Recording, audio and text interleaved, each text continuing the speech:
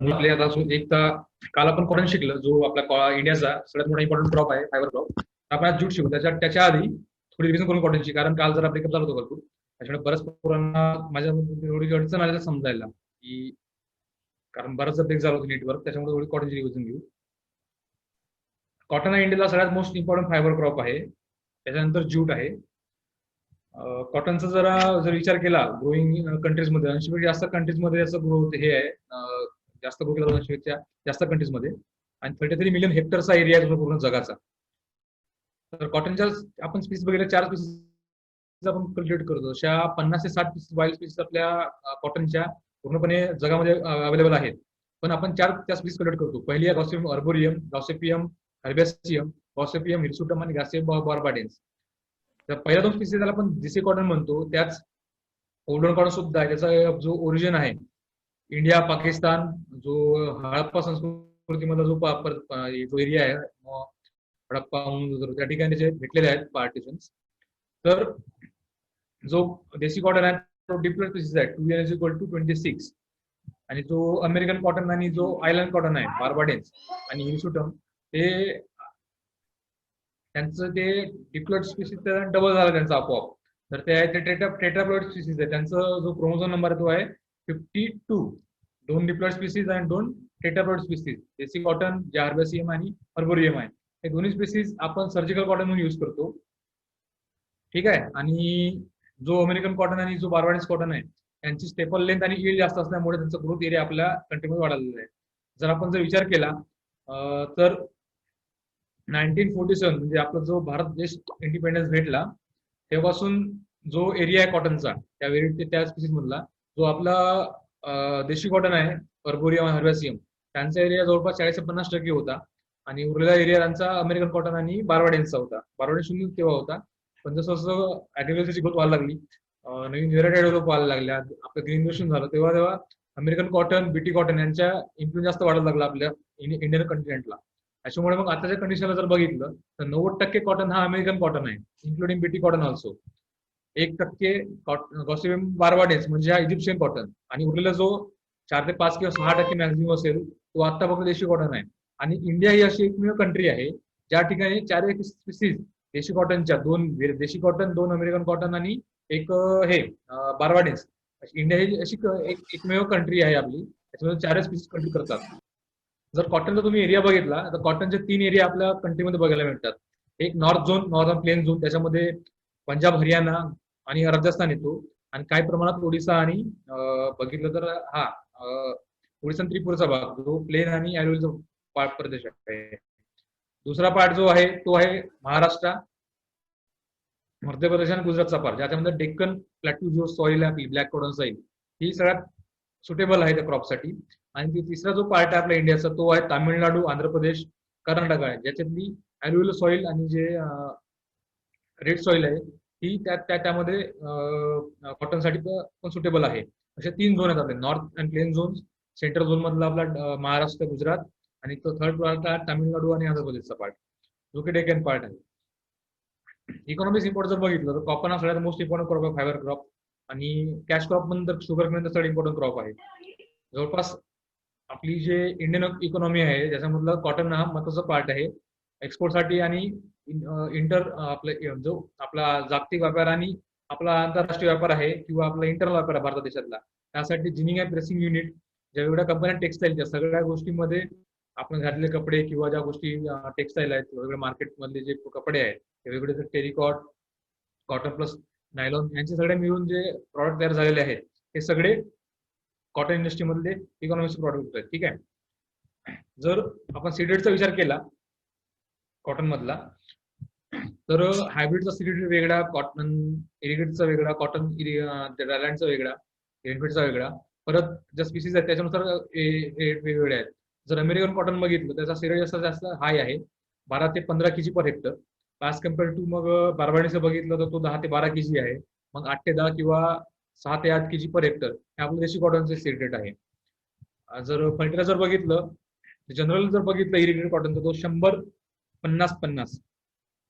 ठीक आहे. 100-50-50 हा इरिगेटेड कॉटनचा 100 NPK डोज आहे. जर आपण रेनफेडचं हे जर बघितलं फर्टिलायझर डोस तर 80-40-40 आणि तोच बीटी कॉटनचा बघितला तर 150-75-75 असा सीड रेट आहे. कॉटन बद्दल बघितलं तुम्हाला काल सांगायचं राहून गेलं होतं की आपल्या इंडियामध्ये अशा 3 इन्स्टिट्यूट आहे कॉटनवर रिसर्च करणाऱ्या. CICR Nagpur, central institute for cotton research Nagpur. त्याच्यामध्ये कॉटनचे वेगवेगळे ट्रायल्स, त्याचे वेगळे स्पेसिस, त्यांचे वेगवेगळे फर्टिलायझर डोसेस वगैरे कॅल्क्युलेट करून जे फार्मरला रेकमेंड करतात, पूर्ण इंडियामध्ये रेकमेंड करतात. व्हेरायटी असो, यांचा फर्टिलायझर डोस असो, एखादी प्लांट रेग्युलेट असो, तर मायक्रोन्युट्रंट असो, वेगवेगळे डिसीज आलेले किंवा वेगवेगळे जर हे आले आपल्या पेस्ट आले, बॉल अटॅक झाला, त्याच्यावर कसा आपण त्याला सामोरं जाऊ शकतो, त्या गोष्टी सुद्धा CICR Nagpur, central institute for cotton research Nagpur या ठिकाणी एस्टॅब्लिश झालेला आहे. परत माटुंगा मुंबईला cotton technology and fibre technology, allied technology यासाठी जे कॉटनच्या टेक्सटाईल मध्ये जे प्रोडक्ट्स आहेत किंवा कॉटन मध्ये जे अजून टेक्नॉलॉजी इम्प्रूव्ह करू शकतो टेक्सटाईल मध्ये, त्याच्या संदर्भात रिसर्च करण्यासाठी माटुंगा मुंबईला ती रिसर्च इन्स्टिट्यूट आहे. त्या 3 रिसर्च इन्स्टिट्यूट आहेत कॉटन बद्दलचा, एक CICR नागपूर आणि माटुंगाला कॉटन टेक्नॉलॉजीसाठी. ठीक आहे. अच्छा, आपण जर इंडियाचा विचार केला, जिनिंग आणि प्रेसिंग युनिट आपल्या याच्यामध्ये असतं कॉटनमध्ये. जिनिंगचा अर्थ असा की जो कॉटन लिंट असतो, आपण सीड आणि कॉटन वेगळा करू त्याला जिनिंग म्हणतात. जिनिंग पर्सेंटेज म्हणजे काय, lint upon cotton seed plus जो कॉटनचा लिंटचा वेट आहे upon cotton lint plus cotton seed weight into 100 हे जिनिंग युनिट. हा जनरली कॉटन मध्ये वेगळ्या सीझन व्हेरी करतात. आणि जो आपण कॉटन मोजतो आपल्या इंडियन कंट्रीमध्ये 1 बेल मध्ये मोजतो. 1 बेल म्हणजेच 170 kg इक्वल टू 1 बेल असतो. As compare to in jute जर विचार केला तर 180 kg पर 180 kg म्हणजे हा एक बेल झाला ज्यूटसाठी आणि 170 kg हा झाला कॉटनसाठी. ठीक आहे. आणि जे फायबर स्ट्रेंथ आहे किंवा फायबर लेंथ आहे ही क्वालिटी डिपेंड करते कॉटनची, की कशाचा फायबर स्ट्रेंथ जास्त आहे, स्ट्रॉंग कशाचा आहे, जसे जास्त लांब धागा कसा कुठून निघतो, या सगळ्या गोष्टी क्वालिटी मॅटर करतात कॉटनच्या आणि त्याच्यावरून त्याची कॉस्ट ठरते. जर विचार केला तर आपल्या 4 आपल्या स्पीसीज आहे कॉटनच्या. देशी कॉटनच्या 2 आणि निवड कॉटन आहेत त्याचे 2, एक अमेरिकन आणि बार्बाडेन्स. त्याच्यामध्ये बार्बाडेन्सची स्टेपल लेंथ स्ट्रॉंगनेस सगळ्यात जास्त असते. बरोबर, म्हणजे 15 ते 30 पर्यंत सेंटीमीटरची स्टेपल लेंथ असते का बार्बाडेन्स कॉटन. त्याच्यानंतर मग अमेरिकन नंबर लागतो, अर्बोरियम, हर्बॅसियम. अशा प्रकारे कॉटन आपण शिकलेलो आहोत. ठीक आहे. आता 82 झालेत विद्यार्थी. आता आपण ज्यूट शिकू आजच्या. ठीक आहे.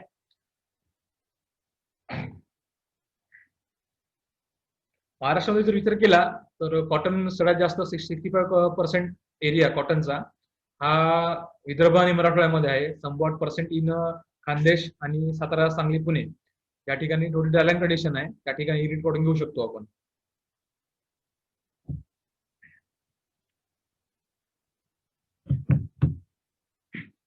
टू 83. ओके, आपण ज्यूट सुरू करूया.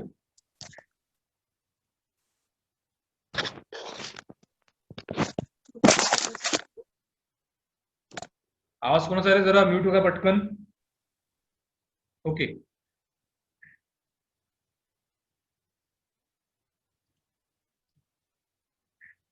Jute. It is the second most important fiber crop after cotton. Jute is a herbaceous plant, but morely preferable highly water condition in soil. Botanical name is Corchorus species, family is Tiliaceae. There are 2 types of jute, Tosa jute and white jute. Tosa jute species is Corchorus olitutorius, that is Tosa put in Bangladesh or in Indian language. We can say Tosa put. In white jute is Corchorus capsularis and Sada put. 2 species आहे कळाच्या ज्यूटच्या. त्याच्यामध्ये 2 species मध्ये एक तो fibre जो golden fibre असतो आणि white जसा थोडा गोल्डन फायबर नसता तो थोडा पांढरा रंगाचा असतो. म्हणून ते 2 स्पीसीज आपल्या, एक टोसा ज्यूट आणि टोसा ज्यूट आणि टोसा दुसरा व्हाईट ज्यूट. असं ओरिजिन बघितलं तर बांगलादेश आणि इंडिया हा ओरिजिन सांगितलं जातं. जर बघितलं तर टोसा ज्यूट आहे आपला, जो टोसा पट आहे त्याचा जो ओरिजिन आहे आफ्रिका आणि इंडो म्यानमार. तो आपल्या इंडियामध्ये Africa through then Egyptian then Persian लोकांपासून आपल्या इंडियामध्ये आलेला आहे. देन व्हाईट ज्यूट जो ओरिजिन आहे India Myanmar including south China. जो व्हाईट ज्यूट हा आपला नेटिव्ह टू इंडियन कंटिनेंट, खास करून इंडिया म्यानमार जे बांगलादेश आहे, म्यानमार आहे किंवा भूटान आहे किंवा चायना साऊथर्न पार्ट असा चायनाचा, त्याच्यामध्ये ओरिजिन आहे व्हाईट ज्यूटचा. आणि टोसा ज्यूटचा ओरिजिन आहे आफ्रिका आणि इंडो म्यानमार. तर तोसा ज्यूटची हाईट जर बघितलं तुम्हाला 5 ते 6 सेंटीमीटर पर्यंत हाईट वाढतं. तुम्ही आपल्याकडे हा क्रॉप घेतलाच नाही, महाराष्ट्रामध्ये कुठेच कल्टिवेट होत नाही, पण छत्तीसगडच्या ब्राउनटीला गडचिरोलीचं पार्ट म्हणजे ज्या ठिकाणी इरिगेशन कंडिशन किंवा पाणी जास्त त्या ठिकाणी हा घेतलं जातं. आपल्याकडे अवेलेबल आहे. आपण जर तुम्ही जर वीट जर बघितला तर व्हाईट ज्यूट ही वीट तण आपल्या फील्डमध्ये बघायला मिळते, या ठिकाणी पाणी जास्त आहे, पण ती कल्टिवेट करू शकत नाही. ती पण एक ज्यूटचा प्रकार आहे व्हाईट ज्यूट. 60% जग आपल्या जगामध्ये आढळणाऱ्या व्हाईट ज्यूटच्या, त्याच्यापैकी आपण 2 कल्टिवेट करतो, एक टोसा ज्यूट आणि एक व्हाईट ज्यूट. Introduction बघा. Jute is a type of vegetable fiber used to make items such as ropes, twine, carpet, rugs, hessian cloth, and much more. Jute is one of the cheapest and strongest of all the natural fibers and considered as a fiber of the future. Raw jute is a natural fiber which is extremely friendly, so it is called as golden fiber in India or the golden fiber of world. Bangladesh is the biggest producer of natural jute and raw jute for both quantity and quality. Jute हा vegetable fiber आहे. आता ज्यूटचा जो आपण fibre use करतो, जसा cotton मध्ये बघितला, तो कॉटनचा जो बॉल आहे, बॉल मधून जो निघणारा फ्रूट आहे, तो त्याचा जो सेल्युलोज असतो, आधी हिरवा नंतर वाढल्यानंतर पूर्ण पुढे पांढरा, तो सेल्युलोजचा पार्ट आहे. तो कॉटनचा पार्ट आपण काय यूज करतो फायबर म्हणून, तो फ्रूटचा पार्ट आहे. पण as compare to in jute जर बघितलं, ज्यूट मध्ये ना कोणतं फ्रूट ना कोणतं लीफ. जे ज्यूटचं फायबर आहे ते स्टेम फायबर आहे. आपण तो फायबर जो आपण वापर करतो, जो तो स्टेम म्हणून काढतो, स्टेमला आपण यूज करतो बाय रेटिंग केल्यानंतर वाढवल्यानंतर त्याचे मग वेगवेगळे धागे निघतात. त्या धाग्याचा आपण यूज करून बाकीचे आपण आयटम्स बनवतो. जे रोप्स आहे, ट्वाईन्स आहे, जो रोप तुम्ही बघाल, आपण जे साधी रोप आहे, जे घरकाम बांधकाम किंवा जे आपले रक्स आहेत किंवा जे धानाचे वगैरे पोते आहेत, आपण त्याला बारदाना म्हणतो, जे आपण स्टोअर करतो, त्या सगळ्या गोष्टी आपण ज्यूट पासून म्हणतो. ज्यूट हा एकमेव असा फायबर क्रॉप आहे जे खूप सारे म्हणजे मल्टीपर्पज यूज आहे त्याचा. फक्त कॉटनचा तुम्ही बघा फक्त टेक्स्टाईल मध्ये यूज आहे, पण ज्यूट हा असा क्रॉप आहे टेक्स्टाईल मध्ये, ट्विन अँड कार्पेट, प्रत्येक गोष्टीमध्ये यूज आहे. मल्टिपल क्रॉप आहे ज्यूट. याला गोल्डन फायबर का बरं म्हणतात? त्याचा रंग बघा, आपण टोसा ज्यूट आणि आता बघितलं त्याचा व्हाईट ज्यूट कलर आहे, पण एकदम पांढरा नसतो तो. पण गोल्डन फायबर जो आहे तो एकदम लाईटली गोल्डन असतो. त्याच्यामुळे गोल्डन फायबर ऑफ इंडिया किंवा गोल्डन फायबर ऑफ वर्ल्ड ज्यूटला असं म्हणतात. बांगलादेश ही लिडिंग कंट्री आहे producing jute fiber, raw jute or natural jute or raw jute fiber both in quantity and quality. आणि एरिया सगळ्यात जास्त सुद्धा बांगलादेशमध्येच आहे. त्याच्यामध्ये इंडिया चायनाचा नंबर लागतो. आणि त्यांचं बघितलं, jute produces best stem fibre. हा स्टेम फायबर आहे, composed of sclerenchyma cells combined together to form long bundles and are arranged in layers inside the stem. The fiber is lignocellulosic in nature and its major chemical components constituents are alpha cellulose 60.61%, हेमिसोल्युलोज 15.5 ते 16% आणि लिग्नाइन 12.5 ते 13.5%. बघितलं jute fibre तुम्हाला आता सांगितलं की हा stem fibre आहे.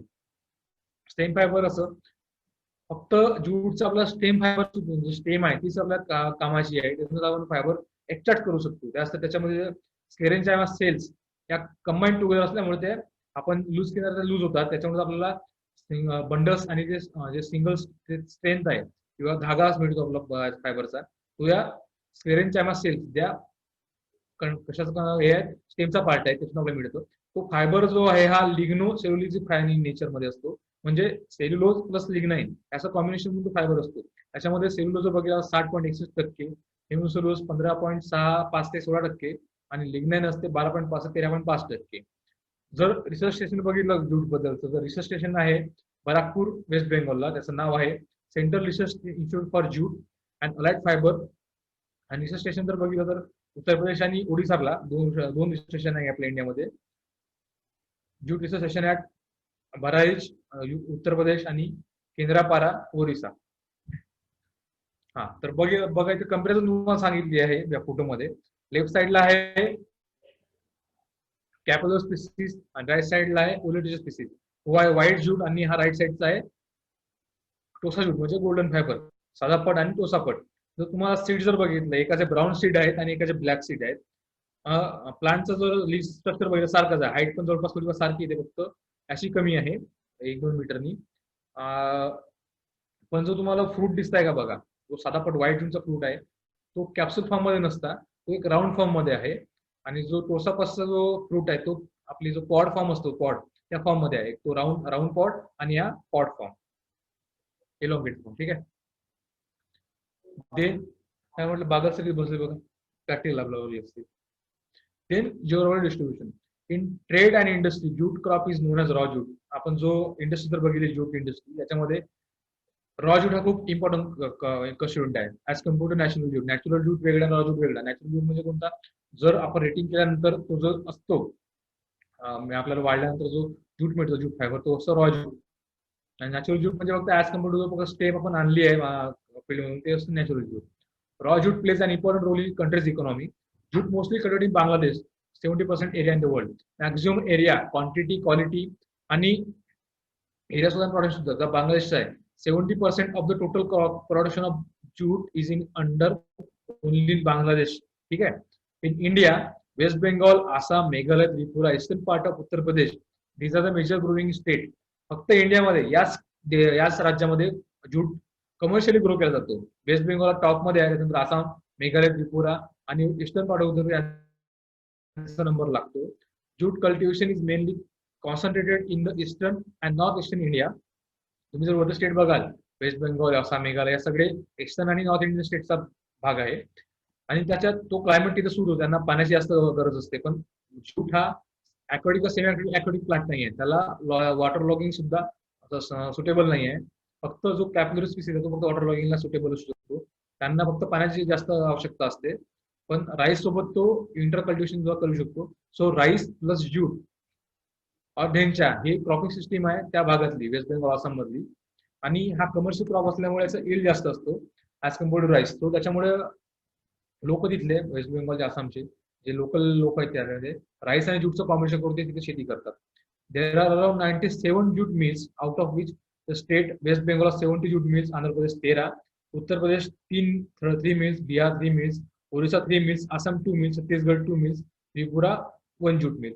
आता तुम्ही बघाल की इंडियामध्ये जो प्रोडक्शन आहे तो West Bengal, Assam, Meghalaya, Tripura, eastern part of Uttar Pradesh या फक्त 5-6 राज्यामध्ये त्याचं प्रोडक्शन आहे ज्यूटचं. पण ज्या ज्यूट मिल्स आहेत 97 jute mills total present in India, त्यापैकी 70 वेस्ट बेंगॉलमध्ये, आंध्र प्रदेशमध्ये ज्यूटचं प्रोडक्शन होत नाही, तरी त्याच्यामध्ये 13 मिल्स आहेत. तर बघू शकता आपण की प्रोडक्शन दुसऱ्या स्टेटमध्ये असून पण त्याचं मार्केटिंग किंवा प्रोडक्शन किंवा प्रोसेसिंग युनिट आंध्र प्रदेश, उत्तर प्रदेश, बिहार, त्रिपुरा या राज्यामध्ये सुद्धा आहे. बघा ज्यूटचं क्रॉप जर बघा तुम्ही जर बायोलॉजिकली डिस्ट्रीब्युशन बघितलं, ज्यूटची हाईट खूप हायटेड क्रॉप आहे as compare to other crop. त्याला पाण्याची जास्त आवश्यकता असते. लीफ स्ट्रक्चर पण तुम्ही जर तुम्ही शेतामध्ये जर बघितलं असेल कुठं वाईल्ड ज्यूट तुम्ही बघू शकता तुमच्या शेतामध्ये तुमच्या अवेलेबल आहे. त्याची हाईट कमी आहे फक्त, पण पानं वगैरे त्याचं leaf structure, pot structure round आणि इलॉंगेटेड पॉट दोन्ही सारखं असतात. तर तुम्ही हार्वेस्टिंग हे JRO 204 जी तुम्हाला व्हेरायटी दिसत आहे ती ICR central research institute for JRF allied fibre त्या ट्रायल सुरू होतं. ही जी व्हेरायटी आहे JRO ही टोसा ज्यूटची व्हेरायटी आहे. त्याच्यामध्ये तुम्ही बघू शकता की पानं जो स्टेम आहे ते पूर्ण इरेक्ट वाढतं, त्याला ब्रांचिंग होत नसते. फक्त ब्रांचिंग जरी किंवा जरी फुल जरी आलं तो फक्त एकदम ऍपिकल बडला याची ब्रांचिंग होईल. त्याच्यामध्ये फक्त 4-5 पाने कटविले येतात आणि त्याला फ्रूट पण तेव्हाच फ्रूट आणि हे त्याला फ्लावर हे फक्त अपायकल असतात. त्याला बाकी पार्ट जर तुम्ही बघा पूर्ण इरेक्ट स्टेम आहे आणि जो मेन पर्पज जो तुमचा स्टेम आपल्याला यूज आहे, बाकीचा लिव्हचा त्याचा फ्लावरचा आपला पॉटचा फक्त काही यूज नाही, फक्त पॉट त्याचा सीड मल्टिप्लिकेशनसाठी यूज करू शकतो आपण. Economic importance. Jute is most important fiber crop in Indian economy. Export earn foreign exchange.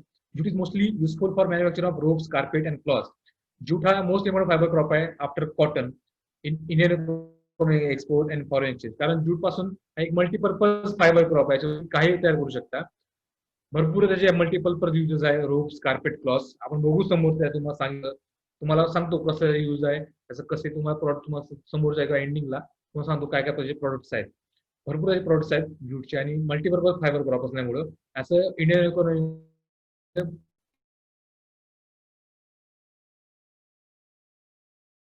एक खूप इम्पॉर्टंट हे आहे, इम्पॉर्टंट आहे. Fibre making for powder charcoal. जो आपण फायबर काढल्यानंतर जे ज्यूटचे स्टॉक उरतात म्हणजे जो याला काय म्हणतात पानं किंवा फुलं किंवा उरलेलं जे आपलं जे कामाचं नाही त्याचं स्टेम मधलं पार्ट त्याचा यूज आपण फ्युएल म्हणून किंवा जो गन पावडरचा चारकोल असतो त्याच्यामध्ये यूज करू शकतो. Jute stock is also use for paper making. जो रफ पेपर असतो तुम्ही जर मार्केटमध्ये गेला किंवा मेडिकलमध्ये जा, तुम्हाला मेडिकलमध्ये एक जो पेपर भेटतो ब्राऊन पेपरचा किंवा ब्राऊन कलरचा पेपर, तो ज्यूटचा फायबर पासून बनवलेला असतो. परत जी न्यूजपेपर एजन्सी आहे आपल्या ज्या लोकमत लोकसत्ता न्यूजपेपर पब्लिश करतात त्याच्यामध्ये जो रॉ मटेरियल यूज करतात पेपरचा तो सुद्धा ज्यूटचा फायबर असतो. Raw jute was originally considered as a source of raw material for packaging industries only, but it has now emerged as a versatile raw material for diverse applications such as textile industry, paper industry, building and automotive industry, uses soil cover, used as a decorative furnishing materials, etc. तो आताच म्हटलं की jute हा खूप multipurpose crop आहे. याच्यामध्ये diversification application आहेत. Textile industry असो किंवा पेपर इंडस्ट्री असो, बिल्डिंग अँड ऑटोमोटिव्ह इंडस्ट्रीमध्ये सुद्धा उपयोग आहे. सॉइल कव्हर, ज्यूटचे जर फायबरचं जर बघितलं, सॉइल ज्यूटचे फायबर किंवा आपण जे रोप बनवली त्याचा सॉइल कव्हर म्हणून आपण सुद्धा युज करू शकतो. Jute also is use in decorative and furnishing material, जे आपल्या घरचे सोपे आहे किंवा डेकोरेटिव्ह मटेरियल त्याच्यामध्ये सुद्धा ज्यूटचा आपण युज करू शकतो. It is estimated that the jute industry provides direct employment to 0.37 million workers in organized mills and in diversified economy, including tertiary sector and allied activities, and supports the livelihood of around 4.0 million farm families. In addition, there are a large number of persons engaged in the trade of jute. So,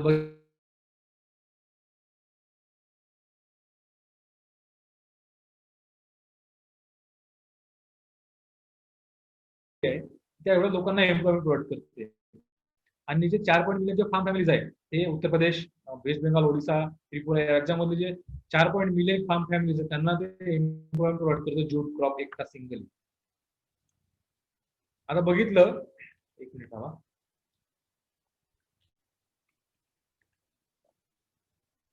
फोटोमध्ये बघा, waste बेंगॉलचा photo आहे. त्याच्यामध्ये jute fibre extract केल्यानंतर, rating झाल्यानंतर त्याच्यामध्ये jute fibre त्याचे जो stock दिसतात तुम्हाला, ते स्टॉक केल्यानंतर त्याला मग त्याच्यामध्ये रेटिंग किंवा एक्सट्रॅक्शन केल्यानंतर फायबर क्रॉप, ते फायबर ते एक्स्ट्रॅक्ट करतात. ते एक्स्ट्रॅक्ट केल्यानंतर त्याला वाळवतात. वाळवल्यानंतर त्याला मग त्याच्यात इंडस्ट्रीमध्ये पाठवतात. त्यात तुम्ही ते फोटो बघू शकता की ज्यूटचा फायबर कसा आहे. हा एक स्टेम फायबर आहे, स्टेम पासून मिळालेला फायबर आहे. याचा यूज आपण कसा होऊ शकतो ते बघू शकता. सो ते जे फार्मर ट्रेडिशनल फार्मर आहे पश्चिम बंगालमधले किंवा त्रिपुरामधले, ते ज्यूटचं हार्वेस्टिंग करून, हार्वेस्टिंग कशी केल्या बघ सांगतो बघा तुम्हाला.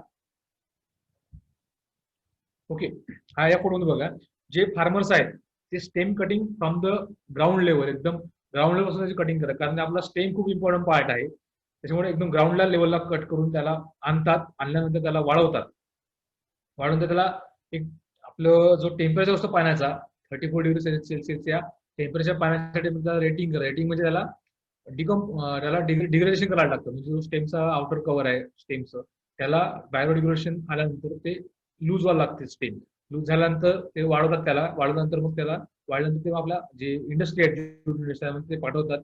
त्याच्यामध्ये आल्यानंतर ते फायबर आपला जो हा रॉ ज्यूट आहे दिसतं तुम्हाला, जो राईट खाली जो आहे प्रॉडक्ट तो रॉ ज्यूट आहे. त्याचा उपयोग करून आपण वेगवेगळे ऍप्लिकेशन करू शकतो. May be in textile industry, house hold industry, और डेकोरेटिव्ह और सॉइल कव्हर मध्ये सुद्धा यूज होऊ शकतो. वेगवेगळे क्लॉथ्स, कार्पेट्स आपण त्याच्यामध्ये बनवू शकतो. आता बघितलं ही आहेत याचे वेगवेगळे यूज आहेत आणि मल्टीपर्पज क्रॉप असल्यामुळे अल्टरनेटिव्ह टू प्लास्टिक, आपण जो प्लास्टिक कॅरी बॅग यूज करतो, पण जो पेपर जो बनतो आपण ज्यूट फायबर पासून, त्याच्यानुसार जो ज्यूट पासून बनलेले जे बॅग्स आहेत ते आपण अल्टरनेटिव्ह प्लास्टिक यूज करू शकतो. ज्यूट रोप आहे, ज्यूट क्लॉथ्स आहेत, ज्यूट कॉर्पेट, तुम्ही फर्निचर बघू शकता. ज्यूट इंडस्ट्रीमध्ये वेगवेगळे त्यांनी प्रॉडक्ट बनवले आहेत. ज्यूट पासून आपण जे स्टोर करण्यासाठी, धान्य स्टोर करण्यासाठी जे पोतं वापरतो, पोतं किंवा बारदानाला म्हणतात, तसं ज्यूट पासून बनवलं जातं. पण हँडक्राफ्ट वेगवेगळे टोपले, वेगवेगळ्या आपल्या डेकोरेटिव्ह होम्स मधल्या. आणि जो सेंट्रल दिसतंय तुम्हाला एक सॉइल कव्हर आहे, दिसतं तुम्हाला पेपर त्या पिक्चर मध्ये. जे ज्यूटचं मेश असतं ना, म्हणजे मेश म्हणजे जाडी, एक मेटच्या फायबर असून ज्यूट म्हणजे एक 2 किंवा 3 एवढी मेश म्हणजे जाडी त्याच्याकडून तयार करायची.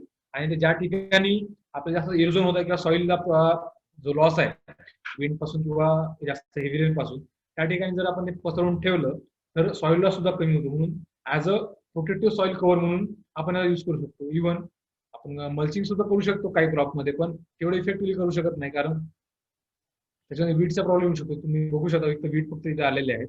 पण एक बायोडिग्रेडेबल सॉइल कव्हर म्हणून ज्यूट फायबरचा आपण युज करू शकतो. ज्यूट पासून पेपर बनवू शकतो. जे ज्यूट पेपर आहेत, तुम्ही ब्राऊन पेपर किंवा रॉ ज्यूट पासून जे पेपर आहेत ते युज करू शकता. अल्टरनेटिव्ह प्लास्टिक, ते खाली जे बॅग तुम्हाला दाखवला आहे, प्लास्टिक बॅगला अल्टरनेटिव्ह होऊ शकते. आणि बायोडिग्रेडेबल असल्यामुळे हा क्रॉप इको फ्रेंडली आहे, एन्व्हायरमेंटल फ्रेंडली आहे. सो फ्युचरमध्ये खूप स्कोप आहे क्रॉपला ऍज कम्पेअर टू जर प्लास्टिक जर आपण विचार केला. प्लास्टिक हा बायोडिग्रेडेबल नाही, याला डिकंपोजला खूप वेळ लागतं. याच्यामुळे पोल्युशन प्रॉब्लेम किंवा इकॉलॉजी प्रॉब्लेम भरपूर आहे प्लास्टिकमुळे. त्याला अल्टरनेटिव्ह आपण ज्यूटचा उपयोग करू शकतो effectively. Okay, botanical distribution. Plant, annual herb.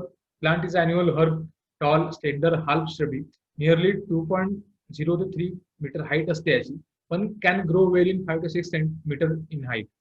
प्लांटचा बघायला इरेक्ट असतो, स्टेम याची स्लेंडर असते, हाफ श्रबी असते. श्रबी म्हणजे कसं, त्याला ब्रांचेस नाही आहे, फक्त लिव्ह झालेले आहे जास्त, आणि जे ब्रांचेस किंवा जे फ्लावर्स आहेत ते फक्त त्याला टॉपला असतात, टीपला. त्याच्यामुळे ते अॅन्युअल हर्ब असल्यामुळं त्याला अॅन्युअल हर्ब आहे, फक्त तो खरीपमध्ये मिळतो जास्त पाण्याच्या ठिकाणी. टॉल असतो, त्याची हाईट आहे, जनरल ज्याची हाईट असते 2 ते 3 मीटर पर्यंत, पण हा मॅक्झिमली 5 ते 6 मीटर पर्यंत हाईट पर्यंत वाढू शकतो. स्टेम आहे long slender with small branches and very full. जो कलर आहे स्टेमचा तो व्हॅरी करतो full green to dark red in case of capsularis, म्हणजे जो व्हाईट ज्यूट आहे, व्हाईट ज्यूट मध्ये जो स्टेमचा कलर आहे full green to dark red मध्ये तो व्हॅरी करतो. आणि इन केस ऑफ ओलिटोलियस म्हणजे जो उसा ज्यूट आहे त्याच्यामध्ये green colour to light red to deep red असा स्टेमचा कलर व्हॅरी होतो. ठीक आहे. टॅप रूट सिस्टीम ही रूट याच्यामध्ये डेव्हलप असतात. जी टॅपरूट सिस्टीम आहे अप टू 2 to 3 मीटर पर्यंत याची डेप्थ असते रूटची, विथ डेव्हलपमेंट लॅटरल रूट्स असतो. आणि then flower colour is yellow, small flower असतात ते सुद्धा फ्लावरच्या टिपला येतात. फ्रूट इज कॅप्सूल फॉर्म, कॅप्सूलच्या फॉर्म मध्ये फ्रूट असतो. जो पॉड असतो तो राऊंड पॉड असतो, तुम्हाला व्हाईट ज्यूट मध्ये राऊंड जो पॉड आहे तो कॅप्सुलस ज्यूट मध्ये, म्हणजे जो व्हाईट ज्यूट त्याच्यामध्ये राऊंड राऊंड कलरचा किंवा राऊंड शेप मध्ये कॅप्सूल असतं त्याचं. आणि इलॉंगेटेड जो पॉड तुम्हाला आताच दाखवलं, 1 मिनिट परत दाखवतो बघा.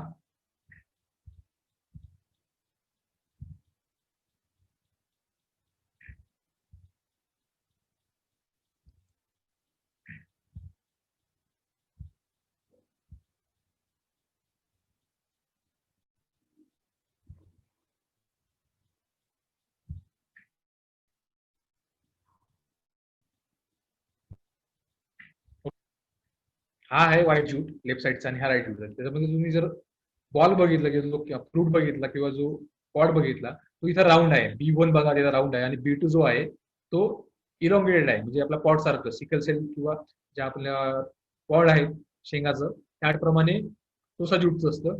पण जो व्हाईट ज्यूट आहे त्याच्यामध्ये राऊंड फॉर्म मध्ये पॉड असतात डेव्हलप झाले. ठीक आहे. अशा प्रकारचं बायोलॉजिकल डिस्ट्रीब्युशन आहे. स्टेम स्टेम ही इरेक्ट असते, लिव्स कमी असतात. फ्लावर आणि जे ब्रांचिंग असेल झाली ते फक्त त्याला टिपला असते. फ्लावर हा स्मॉल असतो, येलो कलरचा असतो, ब्युटी टॅपलो सिस्टीम असते. स्टेमचा कलर जर बघितला तर व्हॅरी होतं 62 जो व्हाईट ज्यूटचा रंग असतो full green to dark red, आणि जो टोसा ज्यूट आहे त्याचा रंग असतो ग्रीन टू डीप रेड पर्यंत. आणि जो colour of fibre is white as well as golden yellow, that's why it is called as golden fibre of India. दोन्ही कलर असतात व्हाईट आणि गोल्डन गोल्डन, त्याच्यामुळे व्हाईट फायबर आहे तो आपला कॉटन आहे, आणि जो गोल्डन फायबर आहे तो आपला ज्यूट आहे. Then climate requirement. Jute is a tropical crop, require long, warm, humid growing season, that is warm and wet climate. Temperature requirement is 24 to 37 degrees Celsius. Relative humidity should be 85 to 90 degree, 90%. Rainfall should be 1500 to 1700 mm is sufficient. Temperature below 20 degrees Celsius is harmful to crop, and temperature more than 43 degrees Celsius is also harmful to crop. तर बघूया jute हा tropical crop आहे, त्याला temperature जास्त लागतं, warm condition लागते, सोबत humid condition सुद्धा लागतं. म्हणून जर बघितला जो एरिया आहे जास्त पाण्याचा आणि जास्त ट्रॉपिकल रिजन मधला, त्रिपुरा, मिझोरम, ओडिसा, वेस्ट बेंगॉल, उत्तर प्रदेशचा भाग, याच्यामध्ये पाणी पण जास्त अवेलेबल आहे, टेम्परेचर जास्त अवेलेबल असतो, त्याच्यामुळे वार्म आणि वेट क्लायमेट हा त्याला सुटेबल आहे जास्त. टेम्परेचर रिक्वायरमेंट बघितली 24 to 37, humidity 85 to 90%. Okay. Soil requirement. Jute needs a plain, alluvial and standing water. Jute can be cultivated on a light to sandy loam soil. Alluvial sandy soil, clay soil are best suited for the jute production. Jute plain alluvial soil and standing water ही खूप म्हणजे basic requirement jute crop साठी. Plain soil is required. तुम्ही जर फोटोमध्ये बघितलं असेल तुम्हाला आता क्रॉप मध्ये, त्याला इरेग्युलर किंवा ओबडधोबड जमीन चालत नाही. आपल्या ज्या कुठली एखाद्या माउंटेन मधली किंवा अशी जमीन चालणार नाही, त्याला एक प्लेन लँड पाहिजे, त्याच्यामध्ये त्या पाणी थोडं स्टँडिंग वॉटर सुद्धा पाहिजे, ॲल्युमिनियम सॉइल पाहिजे, ही बेस्ट आहे ज्यूट क्रॉपसाठी. परत ज्यूट क्रॉप हा कल्टिवेट होऊ शकतो from light to hand sandy loam soil, त्याच्यामध्ये ॲल्युमिनियम सँडी लोम सॉइल आली, क्ले लोम सॉइल आली, are best for the jute production. The soil having good float condition and well water retention capacity is good for jute production. आपण जेव्हा सॉइलला flow करतो 15 सेंटीमीटरसाठी आणि वॉटरची condition सुद्धा त्याच्यामध्ये जास्त असते, अशा वेळेस ज्यूट क्रॉप त्याच्यामध्ये चांगला ग्रो होतो. The pH of soil should be 6 to 6.7.5. आणि 5.1 to 6.7.5 पर्यंत पीएच मध्ये क्रॉप होते, ज्यामध्ये त्याला न्यूट्रिएंट सगळे अवेलेबल असतात. Clay heavy soil are not suitable. जे हायली क्ले सॉइल आहे त्या ते सुटेबल होत नाही, कारण जर स्टँडिंग वॉटर राहिलं त्याच्यामध्ये पडलिंगचे कंडिशन, म्हणजे आपण जो ड्रेनेज प्रॉब्लेम होऊ शकतो त्याच्यामध्ये क्ले सॉइलला ड्रेनेज प्रॉपर होणार नाही, त्याच्यामध्ये दलदलची कंडिशन असते ना, म्हणजे त्याला काय म्हणतात आपलं सबमर्ज कंडिशन ऑफ सॉइल, दलदल कंडिशन, त्याच्यामध्ये रूट बरोबर होत नाही, रूटला ऑक्सिजन मिळणार नाही. त्याच्यामध्ये जे क्ले सॉइल आहे, हेवी क्ले सॉइल सुटेबल नाही, त्यालाच नाही कोणत्या क्रॉप सुटेबल नाही हेवी क्ले सॉइल, कारण रूट पेनिट्रेशन होणार नाही लवकर. रूट जे पेनिट्रेशन त्याला जास्त पाणी असल्यामुळे दलदल कंडिशन असते, त्यामुळे ऑक्सिजन भेटणार नाही, कार्बन डायऑक्साइड भेटणार नाही, बाकीचे अवेलेबल न्यूट्रिएंट्स ते सुद्धा मिळत नाही त्याला एकदम हे क्ले हेवी सॉइल मध्ये. त्याच्यामुळे क्ले हेवी सॉइल ज्यूटला पण सुटेबल नाही आणि बाकीला क्रॉपला सुटेबल नाही. Crops can grown on old olive soil of west Bengal. जी ओल्ड ऑलिव्ह सॉइल आहे, ऑलिव्ह म्हणजे काय, जी सॉइल जे नदी नाले किंवा नदीच्या फ्लो मध्ये जी सॉइल वाहत चालली असते, जे गाळाची संचयाची माती म्हणतात त्याला आपण मराठीमध्ये, ती ॲल्युमिनियम सॉइल असते, जी नदी नाले जी वेस्ट बेंगॉलमध्ये गंगा आणि ब्रह्मपुत्र नदीचा मोठा पात्र आहे, त्याच्यामध्ये सॉइल वाहत आलेली आहे, ती ॲल्युमिनियम सॉइल असते. ओल्ड ॲल्युमिनियम सॉइल, जुनी ॲल्युमिनियम सॉइल जमा झालेली आहे, सॅच्युरेट झालेली आहे त्या ठिकाणी, ती सॉइल बेस्ट आहे वेस्ट बेंगॉलमध्ये त्या क्रॉपसाठी. कॅप्सुलर ज्यूट, जो वाईट ज्यूट आहे, can grow in standing water. जे 15 ते 20 सेंटीमीटर जरी स्टँडिंग वॉटर राहिलं, जसं आपण राईस मध्ये बघा, सेमी ऍक्टिव्ह प्लांट आहे राईस, त्याच्यामध्ये 15 ते 20 सेंटीमीटर आपले पाणी असते, depending on the crop stage of the crop.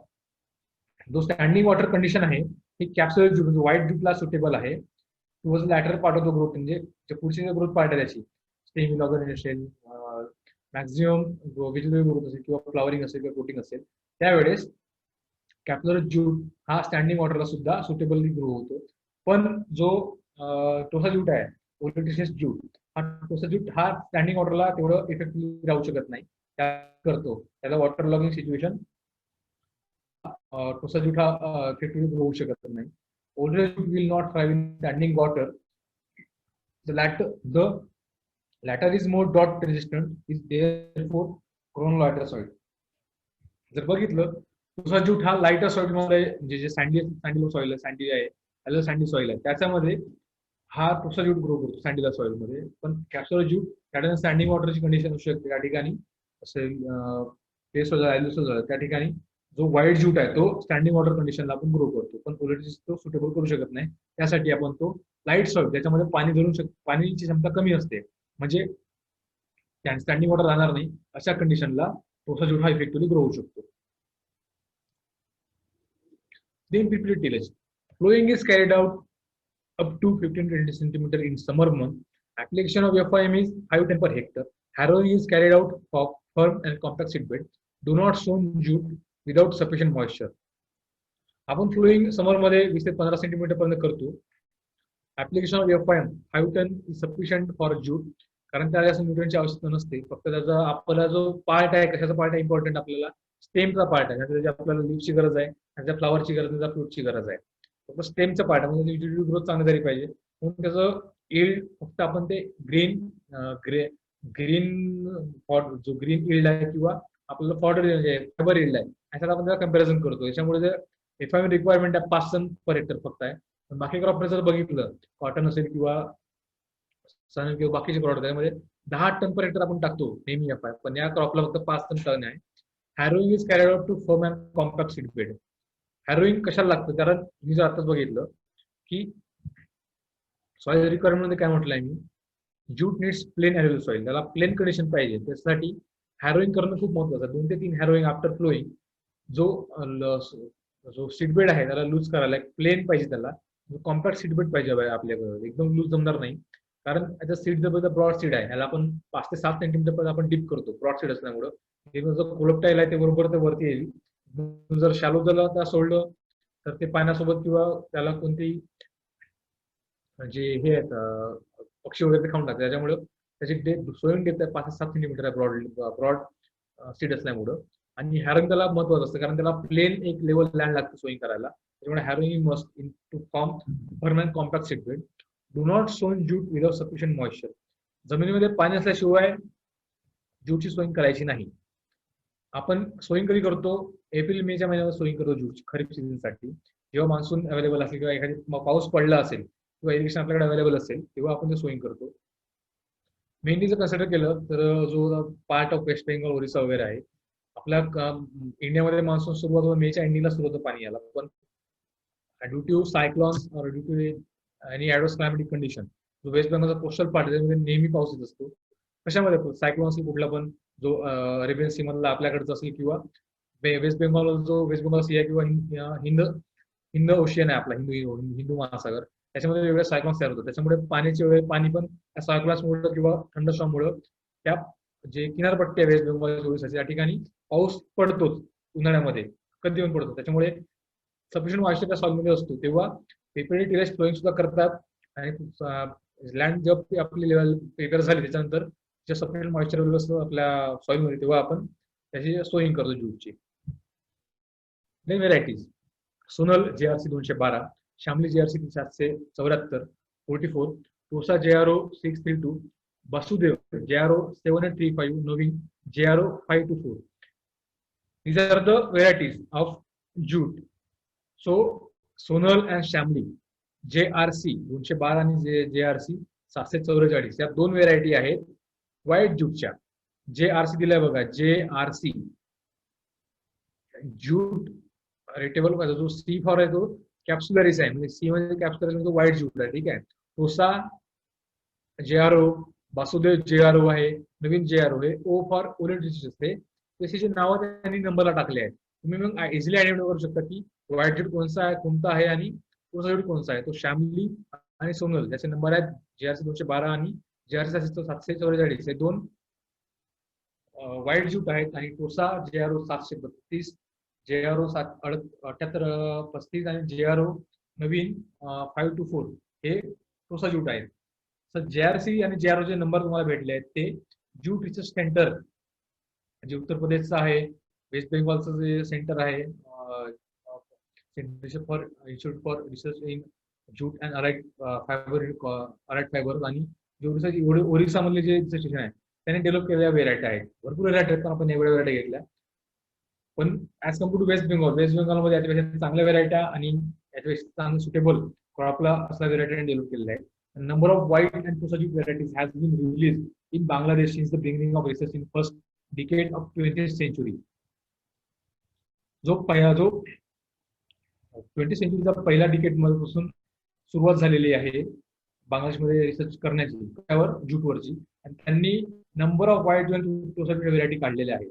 These include 21 white and 10 tossa jute variety are S four. White jute variety बघा Kakya बोंबाई R85, D154, D386, फंडूक C212, C321, C अशा प्रकारे या व्हेरायटी आहेत. BJC म्हणजे बांगलादेश ज्यूट कॅप्सुलराइज बांगलादेश ज्यूट कॅप्सुलराइज जे BJC 83, BJC 7370 आहे. आणि C जे आहे ते डिनोट करते स्पीसीज कॅप्सुलराइज म्हणजे व्हाईट ज्यूट. म्हणजे टोसा ज्यूट आहे R26, R220, CG, O2, O3, O5, O6 up to O number of series आहे. त्याच्यामध्ये O हा ओलोट्रिचियस म्हणजे टोसा ज्यूट. तुम्ही इझिली आयडेंटिफाय करू शकता दोन कॅटेगरी जर बघितल्या व्हेरायटीच्या, एक व्हाईट ज्यूट आणि tossa jute. Then seed and sowing. Seed treatment jute treated with Agrosan at the rate of 5 gram per kg of seed. Seed treatment आपण करतो ज्यूटला. ॲग्रोसॉन हा एक फंगिसाइड आहे. त्याच्यात फंगल डिसीज सॉइल बॉर्न आणि seed borne disease fungal मधले फंगलचे येणारे त्याचा इफेक्ट कमी व्हावा यासाठी आपण ते ज्यूटला ट्रीट करतो ॲग्रोसॉननी 5 gram per kg of seed. Captain thiram ते बायोसिन याचे सुद्धा ट्रीटमेंट करू शकतो आपण. पण ॲग्रोसॉन हे मेनली सुटेबल केलं जातं कारण ॲग्रोसॉन आणि कॉम्पॅटेबल आहे त्या ज्यूट सीड सोबत.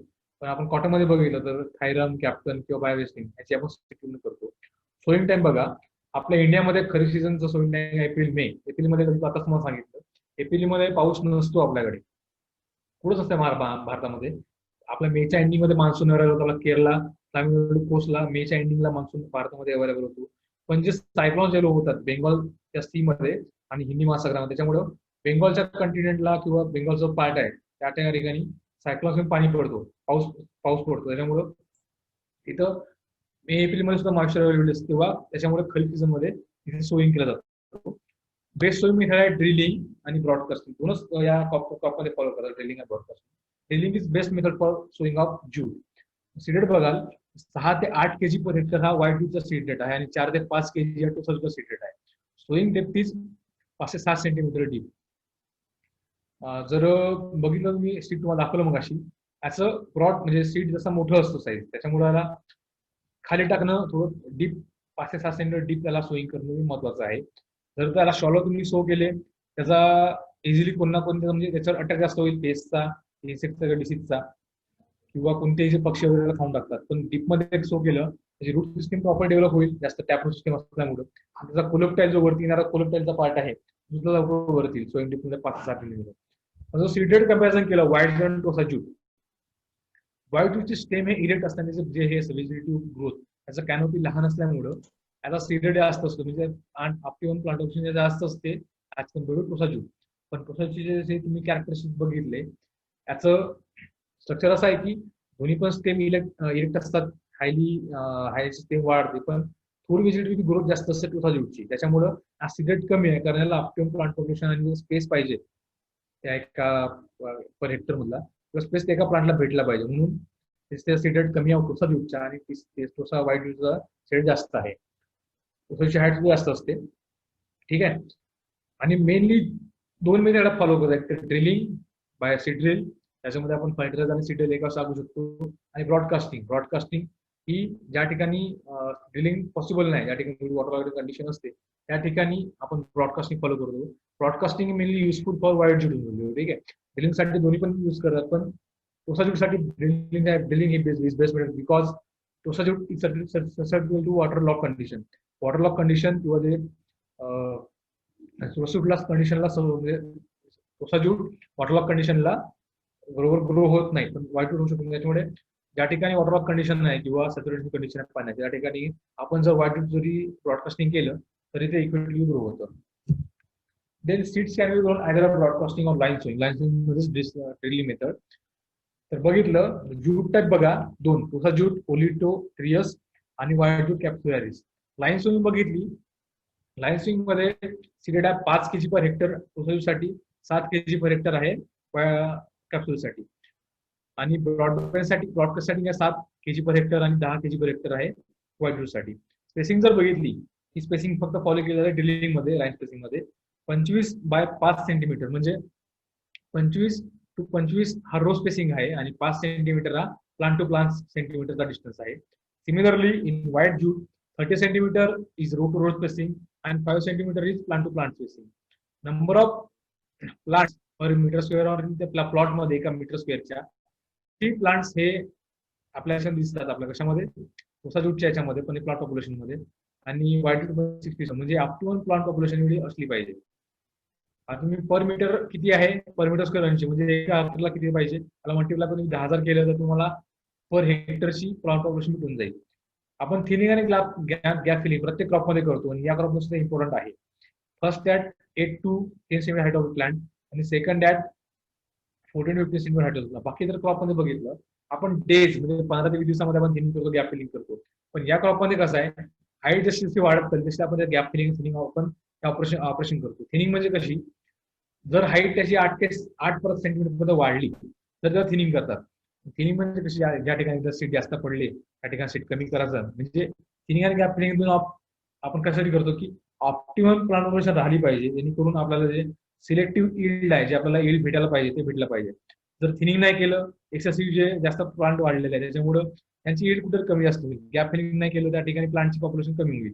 त्याच्यामुळे थिनिंग जास्त पॉप्युलेशन होत आहे, गॅप फिलिंग केल्यामुळे पॉप्युलेशन कमी होतं. म्हणून हे दोन्ही पण operation optimum plant population maintain ठेवण्यासाठी कामाचे आहेत. त्याच्यामुळे इल्ड आपण ते मेंटेन करू शकतो within a per hectare or within a plot.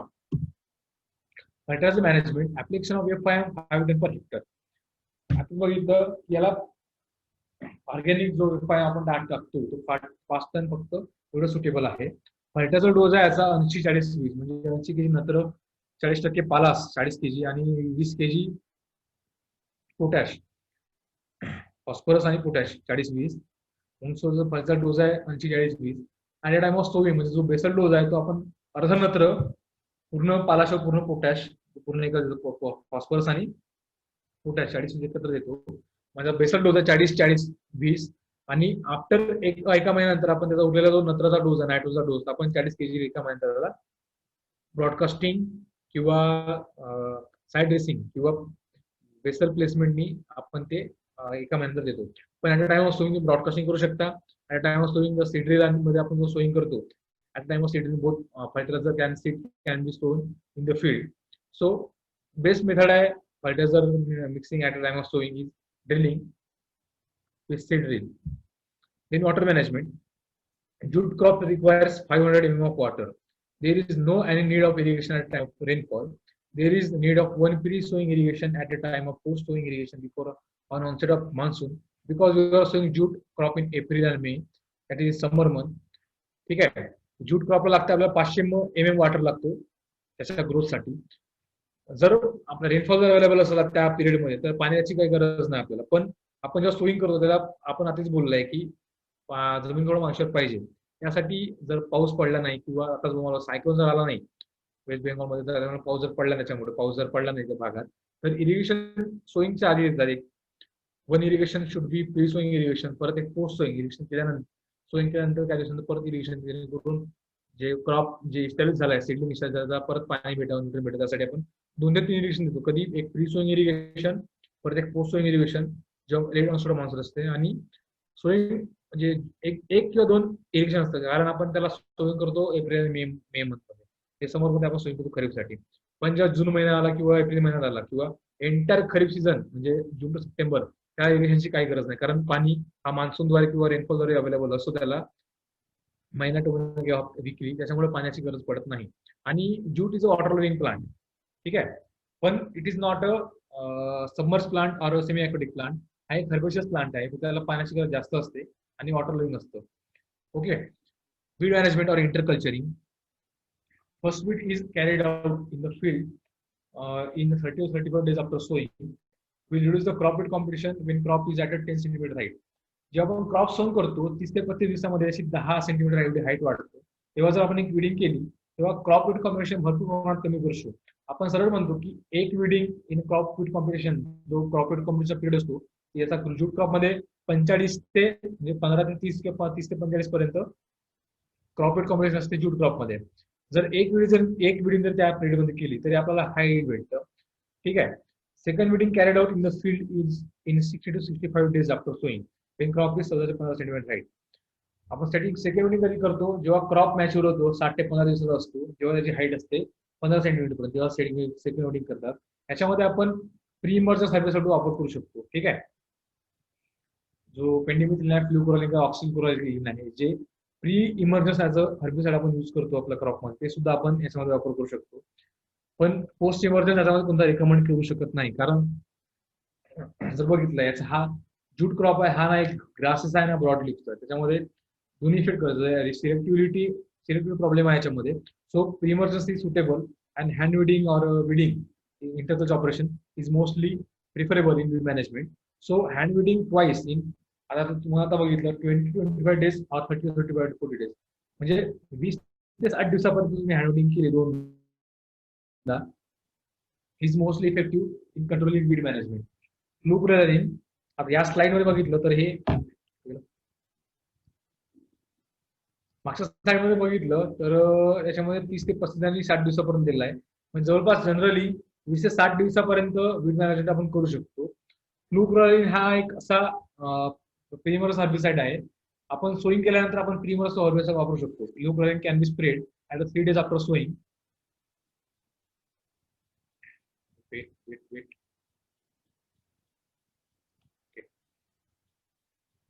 Fluclorin, pendimethalin, or alaglor. These alaglor, not fluclorin or pendimethalin. This pre-emergence herbicide can be easily used after the sowing of the crop, 3 days after sowing. आपण तेव्हा use करू शकतो. ठीक आहे. 1 minute problem आहे मला बघायला.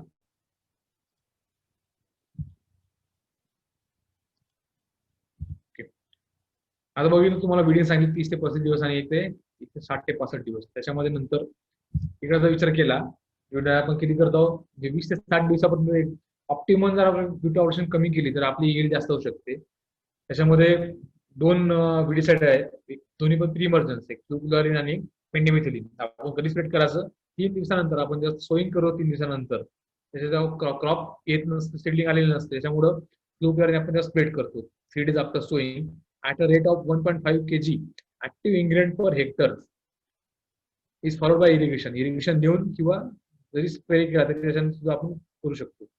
Further 1 hand weeding can be taken up at 30-35 days. आपण जर प्री इमर्जन्स मारला त्याच्यानंतर 30 ते 35 दिवसामध्ये आपण हँड विडिंग करू शकतो. Next is so beat management is optimally most important integral operation in jute. Beat management केलं तर आपल्याला खूप चांगल्या प्रकारे यील्ड भेटू शकतो. So here discuss pest jute, hairy tailor, semi looper, stem weevil, cricket, एलोमाइट.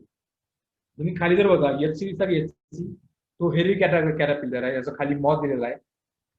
Jute semi looper त्याचं खाली मॉथ दिलेलं आहे. आणि हा आयसी हा एलसी आहे म्हणजे लिफ इटिंग कॅटरपिलर. हे तिघे मॉथ हे सगळे लेप्टोप्टेरस इंसेक्ट्स आहेत. त्याच्यामध्ये तुम्ही क्युझॉनल फॉक किंवा क्रोटोफॉस यासारखी इन्सेक्ट्स यूज करून याचा स्प्रे करू शकता. पण जनरली ज्यूट क्रॉप आपल्याला इल्डशी दिलेली म्हणजे जे लीफ आहे किंवा फ्रूट आहे किंवा फ्लावर आहे याचं आपला देणगेणं काही नसतं. ज्यूट क्रॉपचं आपलं मेन काम आहे का स्टेमचं, म्हणून याच्यावर केमिकल किंवा जो आपला जो कीटकनाशक आहे किंवा केमिकल मेथड आहे आपण ते इम्प्लिमेंट करत नाही. जनरली ऑर्गॅनिक किंवा मेकॅनिकल जास्त यूज करतात. जर तो तुम्ही जर झाड जर बघितलं जरी इरेक्ट आहे जास्त हाईट आहे त्याला तुम्ही जर झाडाला जरी हलवलं नसतं तरी त्याचे किडे आहेत किंवा ते खाली पडतात. त्याच्यामुळे याच्यावर इन्सेक्टिसाइड जास्त यूज नाही. ज्यूट स्टेम विविल तुम्ही राईट कॉर्नरला बघू शकता जो विविल दाखवलेला आहे हा स्टेम विविल आहे. हा हे 4 पेस्ट आहे वरच्या, Herrick caterpillar, stem looper, stem weevil आणि लिफेट. हे सगळ्यात इम्पॉर्टंट आणि सिव्हिअर पेस्ट आहेत ज्यूटच्या.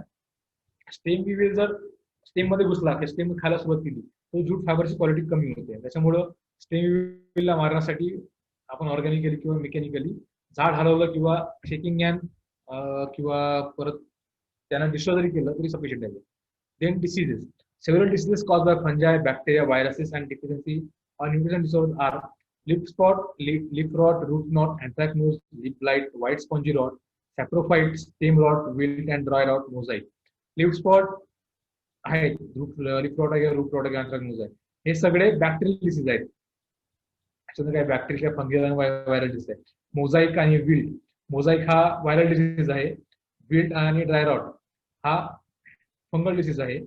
अँथ्रॅक्नोज, लीफ ब्लाइट हे बॅक्टेरियल डिसीज आहे. व्हाईट स्पॉन्जी रॉट, सॅप्रोफाइट हे मायक्रोबायोलॉजिकल ऑर्गॅनिझम त्याच्यामुळे होतात. आणि काही डिफिशियन्सी सिम्पटम्स सुद्धा येतात, स्लीप स्पॉट वगैरे आहे तर नायट्रोजन डिफिशियन्सी, पोटॅशियम डिफिशियन्सी त्याच्यामुळे स्लीप स्पॉट वगैरे होऊ शकतो. सो याच्यासाठी पण म्हणजे जर तुम्ही बघितलं की हे सगळे मायनर डिसीज आहे, जास्त इफेक्ट करत नाही याच्या क्रॉपला. लिफ जरी आले तरी लिफचा प्रॉब्लेम नाही, तर फ्रूटवर जरी आला फ्रूटला करावं. आपल्याला स्टेम महत्वाचा आहे म्हणजे फायबर क्रॉप महत्वाचा आहे स्टेमचा. त्याच्यामुळे हे सगळे डिसीज आहे लिफवर आहे. एकही डिसीज स्टेमवर नाही, सोडलं फक्त स्टेम रॉट. स्टेम रॉटचा सोडलं तर हा एकही डिसीज कुठला याच्यावर स्टेम रॉट कशामुळे जो विविल आहे त्याच्यामुळे तो होतो, कारण तो व्हायरल डिसीज स्प्रेड करू शकतो. जेवढे इन्सेक्ट आहे आपल्या ऍग्रिकल्चर मधले ते सगळे ऍज अ वेक्टर म्हणून काम करतात. म्हणजे ते एक व्हेकल आहे इन्सेक्ट जे व्हायरल डिसीज कॅरी ऑन करतात. तर स्टेम रॉट हा एकच हायली इफेक्टिव्ह डिसीज आहे रूट मधला. स्टेम रॉट कंट्रोल करण्यासाठी रूट विविलला कंट्रोल करायचं. ऍग्रोसन किंवा इन्सेक्ट हे आहेत आपलं ट्रीटमेंट जर केली ट्रीटमेंट आपण ते सुद्धा इफेक्टिव्हली कंट्रोल करू शकतो. Okay, insect and paste disease control हा कलेक्टिव्हली आपण स्टडी करू याचा. Beside recommendation of several pesticides, physical and biological control measures have also been recommended for use. जे सगळे recommended pesticides आहेत तुम्हाला आता सांगितलं की मायनर पेस्ट आहेत जसं की विविल किंवा सकिंग पेस्ट, त्यासाठी आपण मोनोक्रोटोफॉस, इमॅक्लोप्रिड हे जर स्प्रे केलं त्याच कंपनीचं आपण कॉटन मध्ये सांगितलं. परत क्विनालाफॉस, मोनोक्रोटोपस या सुद्धा आपण जे सेमिलुपर कॅटरपिलर आहेत, किंवा SLPV. आता हेरी कॅटरपिलर किंवा टुबॅकटिंग कॅटरपिलर तो, किंवा लिफिटिंग कॅटरपिलर म्हणजे स्पोरोप्टेरा लिशुरा हा त्याचा सायंटिफिक नेम आहे. SLNPV हा बायोलॉजिकल कंट्रोल साठी अवेलेबल आहे, किंवा क्रायसोपा एक्स, किंवा काल बघितल्याप्रमाणे आपले ट्रायकोझर्मा चिलोनिस हे जे ट्रायकोकार्ड्स आहेत सुद्धा बायोलॉजिकल कंट्रोल आहे. एक पॅरासाइट और लार्वल पॅरासाइट म्हणून आपण यूज करू शकतो. फिजिकल किंवा मेकॅनिकल जे तुम्हाला आता सांगितलं की by shaking or by shaking only shaking we can destroy or we can fall down the several insects on the jute crop. आपण झाडाला नुसतं हलवलं तरी तिथले जे सेमिलुपर आहेत, किंवा लिफिडिंग कॅटरपिलर आहे, किंवा हेरी कॅटरपिलर किंवा विव्हिल आहे, ते झाडाच्या खाली पडतात. So shaking and reducing the pest population is also very useful in jute. Physical आणि mechanical biological control is bestly implemented in West Bengal, Orissa आणि Uttar Pradesh. Raw garlic paste जर तुम्ही आता बायोलॉजिकल कंट्रोल बघितलं, raw garlic paste 8.5 50% concentration, that is 125% gram garlic paste is mixed with 1 kg jute seed, can be used for seed purification and prevent seedling mortality. Seedling mortality आहे जी garlic paste आहे, आपण तुम्ही जरी याचा जरी spray केले तरी जे इन्सेक्ट पेस्ट कमी होते. गार्लिक पेस्ट म्हणजे आपण अग्निअस्त्र म्हणतो, ऑर्गॅनिक फार्मिंग मध्ये अग्निअस्त्र रॉ गार्लिक पेस्ट. आपण ते जरी पेस्ट आपण सीड सोबत लावलं तर सीडलिंग मॉर्टॅलिटी हे सुद्धा कमी करतं, सीड प्रिपरेशनचं काम करतं, परत ते इन्सेक्ट कंट्रोल सुद्धा आणि डिसीज कंट्रोल सुद्धा करतं. Neem leaf extract and water 1:20 हा जर शुद्ध पकडला is can control use to white might.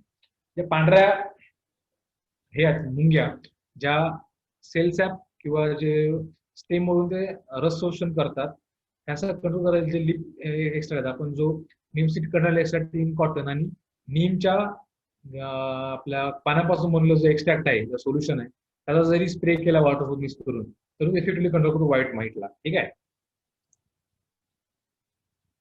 Harvesting crop becomes mature after 120 days after sowing, getting good quality fiber at a small pod formation stage. Jute is harvested any time between 120 to 150 days after sowing.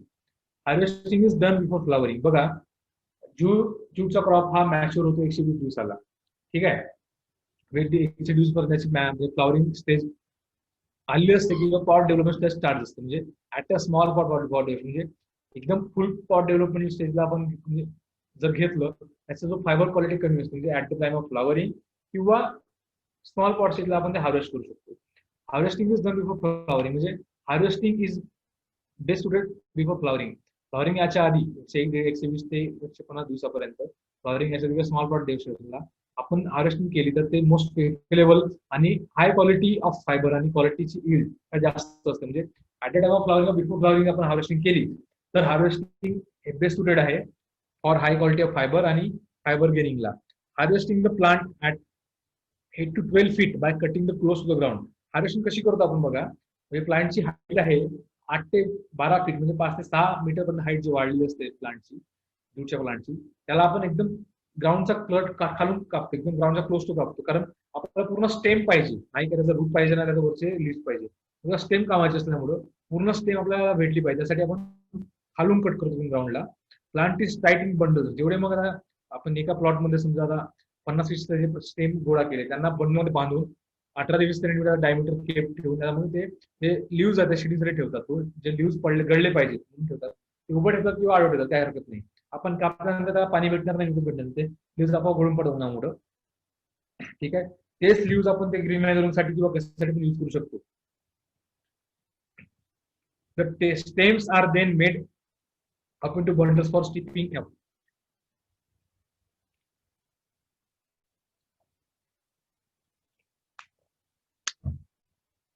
त्या स्टेपचा पण bundle तयार केला आहे 8 ते 20 metre diameter एवढा. त्याला उभं stepping up म्हणतात. त्याला वाढवतात थोडस.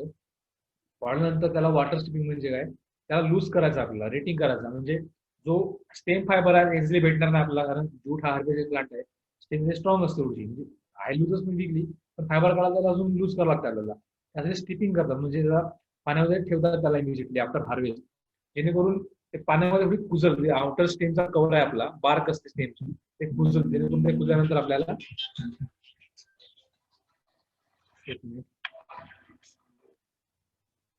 हॅलो हॅलो नेक्स्ट बोलू 5-10 मिनिट.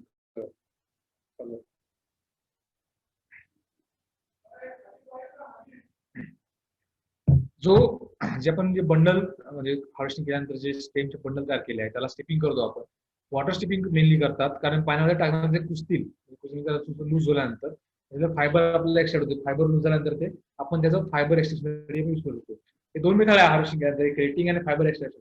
आपण तुम्हाला सांगतो समोरच्या स्लाइड मध्ये एक्सप्लेन केलेली आहे व्यवस्थित. अशी यील्ड बघा, इम्प्रूव्ह मेथड आणि सीड यील्ड. इम्प्रूव्ह मेथड मध्ये 20 ते 25 क्विंटल पर हेक्टर. हा जो इम्प्रूव्ह मेथड क्विंटल आहे 20 ते 25 हे आहे त्याचं फायबर यील्ड. जनरली तेवढे इम्प्रूव्ह मेथड मध्ये असते. आणि सीड यील्ड जे आहे ते पॉड मध्ये राऊंड पॉड असो किंवा इलेव्हन पॉड असो 4 ते 5 quintal per hectare seed yield भेटते. Green plant weight after harvest is 45 to 50 tons per hectare. जो ग्रीन प्लांट आहे म्हणजे including stem, including leaves, including pod आणि इन्क्लुडिंग फ्लॉवर, जो आपण हार्वेस्ट केलं लगेच त्याचं जर वेट केलं, त्याचं वेट जर बघितलं तर तेवढं आपल्याला यील्ड भेटतं 45 ते 50 टन पर हेक्टर. म्हणजे त्याच्यावर ज्या ग्रीन प्लांटच्या स्टेम पासून जर आपल्याला फायबर पाहिजे, तो फायबरची यील्ड आहे 2.0 to 2.5 टन्स पर हेक्टर. ठीक आहे. तो फायबर भेटतं आपल्याला पर हेक्टर 2 ते 2.5 टन पर हेक्टर भेटतं. तुम्ही या फोटोमध्ये जो रॉ ज्यूट आहे हा गोल्डन फायबर आहे, म्हणजे हा टोसा ज्यूट. ओके. आपण आता यील्ड आहे बघितला. हार्वेस्टिंग कशा प्रकारे प्रोसेसिंग आहे, एक रेटिंगची आणि फायबर एक्सट्रॅक्शनची आपण बघू आता व्यवस्थित. Okay. Retting and fibre extraction of jute. Retting कशी केली जाते बघा. Retting is a microbial process by which fibres in the bark or stem get loosen and separate from the wooden stalk. Retting तुम्हाला आताच बोललं की मायक्रो प्रोसेस आहे, ती पाण्यावर टाकतो आपण म्हणजे स्टेकिंग केल्यानंतर. त्याच्यामुळे काय होतं की पाण्यामध्ये आल्यानंतर तेव्हा कुजायला लागतं. जो बाहेरचा बार्क आहे, स्टेमचा बार्क आहे वरचा लेअर स्टेमचा, ते लूज व्हायला लागतं आणि ते मग ते सेपरेट करतो आपण त्याला. ते रेटिंग. वुडन स्टॉक असतो आणि त्याला बार्क पासून सेपरेट करणं म्हणजे रेटिंग. ठीक आहे. It is a micro process by which fibres in the bark get loosen and separate from the wooden stalk. आणि जो wooden stalk is use for, जो वुडन स्टॉक भेटतो आपल्याला बार्क सेपरेट केल्यानंतर, तो आपण यूज करतो फायबर एक्सट्रॅक्शनसाठी. So retting is done best in shallow canal with slow running water in the tanks with 2 metre depth.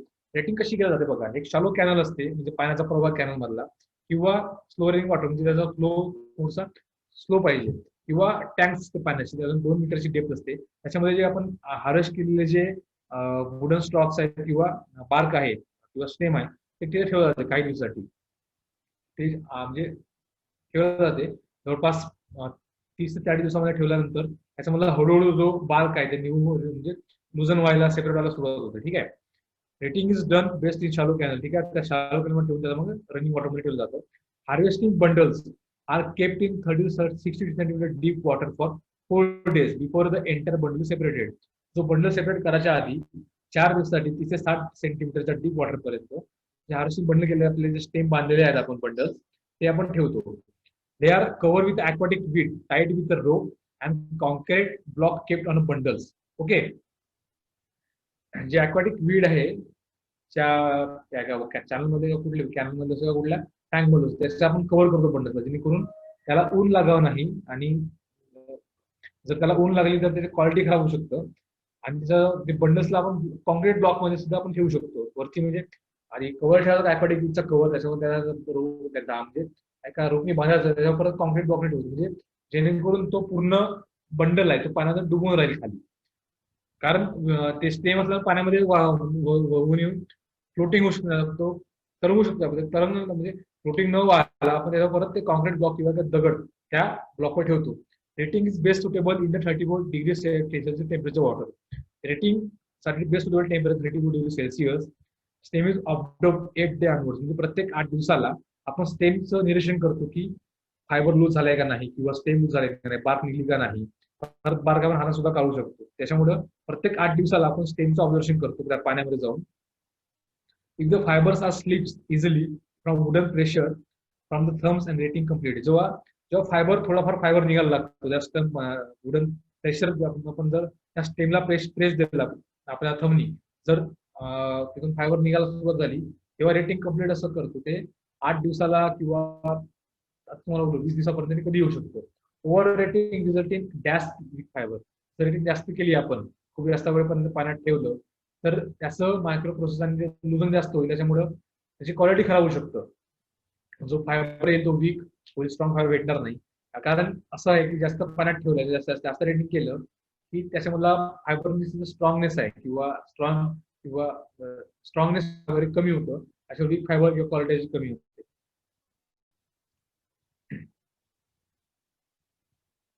Then fibre shift बघू शकता फ्लोचार्ट मध्ये.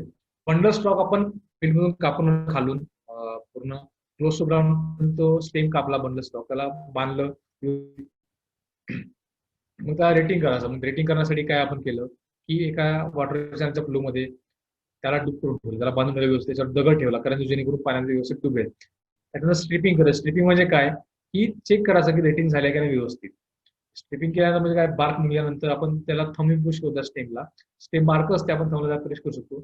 फायबर निघायला लागलं म्हणजे रेटिंग कम्प्लीट झाली समजतो.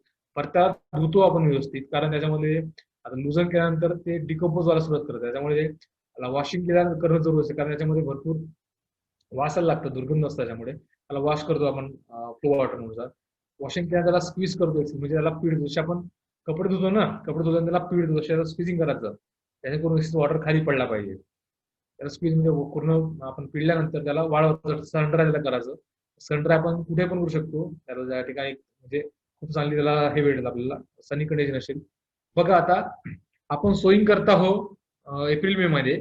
कॉटन म्हणजे एप्रिल मे मध्ये 104 महिन्यानंतर आपण त्याचं हार्वेस्टिंग करतो. म्हणजे एप्रिल मे मे जून सप्टेंबर ऑगस्ट सप्टेंबर किंवा ऑक्टोबर मध्ये हार्वेस्टिंग केल्यानंतर ऑक्टोबरमध्ये पाऊस नसतं. पाऊस नंतर त्याला ऊन आणि हिवाळा सुरुवात होते. त्यामुळे त्याला सनड्राय भरपूर भेटतं. त्याच्यामुळे त्याला वाळावं लागतं. म्हणजे वॉशिंग केलं त्याला परत वॉश करून त्याला पिळायचं चांगलं. त्याला मग त्याला हँगर सारखं त्याला वाढवायचं. हँगर त्याला बेलिंग करायचं. बेलिंग म्हणजे काय त्याचं वेट करायचं. बेलिंग म्हणजे weight. 1 bale is equal to 180 kg for jute आणि 170 kg फॉर कॉटन. मग कच्च्या पॅकिंग त्याला रॉ पॅकिंग करतात. त्या बेलिंग केल्यानंतर त्याला 170 म्हणजे 180 kg पॅक मध्ये वेगवेगळे पॅकेज करतात. त्याला पॅकेजिंग करतात. त्याला स्टोरेज ट्रान्सपोर्ट करतात वेगळ्या इंजेक्ट्स मध्ये. मग ते केल्यानंतर त्याला स्टोरेज करतात. जे आपली जूट इंडस्ट्री आहे, हँडलूम असेल, क्राफ्ट असेल, इंडियन क्राफ्ट असेल, वेगवेगळ्या इंडस्ट्री असेल, तुम्हाला समोर प्रॉडक्ट दिसणार त्याचे कसे प्रोडक्ट तयार करतात त्याच्यामध्ये त्याला पाठवतात, ट्रान्सपोर्ट करतात. रॉ ज्यूट सुद्धा आपण एक्सपोर्ट करतो एवढ्या कंट्रीजमध्ये. ठीक आहे. आता बघा रेटिंग प्रोसेस कशी आहे. रेटिंग करताना बघा आता जे बंडल्स बांधलेले आहेत वर्ष 2 पुढे बघा. बंडल्स बांधल्यानंतर त्यांना जो एखाद्या चॅनल आहे, एखादी म्हणजे नदी असेल, नाला असेल किंवा एखादी हे असेल डॅम किंवा टँक त्याच्यामध्ये हे पूर्ण एका लाईनशीर बंडल्स आपण त्या पाण्यात ठेवतो त्याचे ज्यूटचे, जेणेकरून काय की ते लूज व्हायला. आता त्या हिरवळीचा तुम्हाला हिरवळ पूर्ण याच्यावर परत आपण त्याला बांधतो रोपनी, त्याच्यावर वेट ठेवतो. जे ऍक्रोटिक वीट साठी ठेवतो जेणेकरून ते पूर्णपणे त्या पाण्यामध्ये राहील काही वेळेसाठी. बघा तुम्ही सेकंड फोटो मध्ये बघे वरतून त्याला रोपनी बांधलेलं आहे. एक सपोर्ट सिस्टीम दिला आहे कारण जेणेकरून तो वाहून गेला पाहिजे म्हणून. हॅलो बोला सर. सुरू आहे आता, संपलं तर 5 मिनिटात.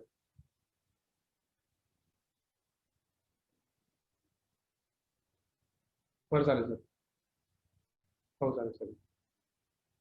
हो हो चालेल सर, करतो.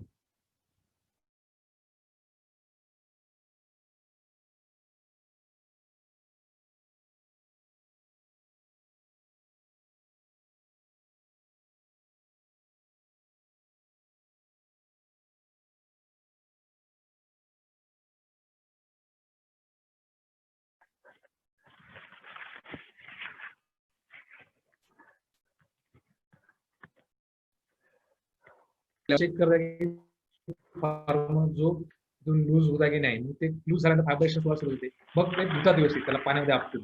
पूर्ण रेटिंग आहे केल्यानंतर फायबर एकदम लूज होतो. ते आपले जे धागा असतो रोप यूज करायला सुरुवात होते. ठीक आहे.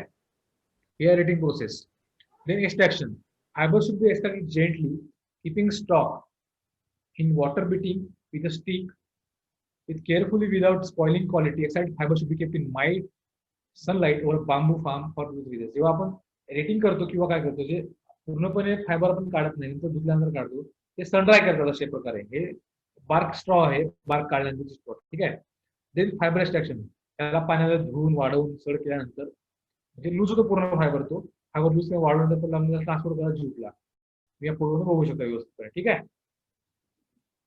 Then uses. The fiber is used of household, domestic, and decorative purpose like ropes, sacks, bags, blanket, pavilions, rugs, hissing cloth, wall mats, etc. Now it is used to produce CBC yarn, Jutex yarn by blending with cotton fiber. Nowadays, green jute is used to produce a paper. Okay, CBC जो आपण जो material वापरतो पॅकिंगसाठी carbonated cotton काहीतरी मला लक्षात नाहीये पण कॉम्बिनेशन म्हणजे ब्लेंडिंग जूट आणि कॉटन त्याच्यामध्ये जो पॅकेजिंग मटेरियल म्हणजे आपण करतो जो तुम्ही फ्रूट पॅकेजिंग मटेरियल बघा जे ऍपल असेल मँगो असेल किंवा परत द्राक्ष असतील किंवा काही असतील त्यांना पॅकिंगसाठी आपण हा फायबर यूज करतो जूट प्लस कॉटनचा आणि वेगवेगळे जे युजेस आहेत रोप सॅक बॅग ब्लँकेट आणि खूप सारे म्हणजे इतर वर्षानंतर जूटचे आपण वेगळं यूज करू शकतो मल्टीपर्पज फायबर क्रॉप आहे कॉटन पेक्षा सुद्धा जरी कॉटन आपला नंबर 1चा फायबर क्रॉप आहे आपल्या इंडियामधला पण कॉटनचा यूज लिमिटेड आहे टेक्सटाईल इंडस्ट्री किंवा असलेल्या कपडे याच्यामध्ये यूज करू शकतो पण जूट हा व्हेरायटी ऑफ इंडस्ट्रीमध्ये यूज करू शकतो म्हणून jute is a multipurpose fibre crop of India to next paper कोणाचं हे सुरू आहे ऑडिओ बंद करा लवकर The wood stick is used to make paper practice table or board. जे wood stick आहे त्याचा पण जो रॉ मटेरियल आहे पेपर बोर्ड साठी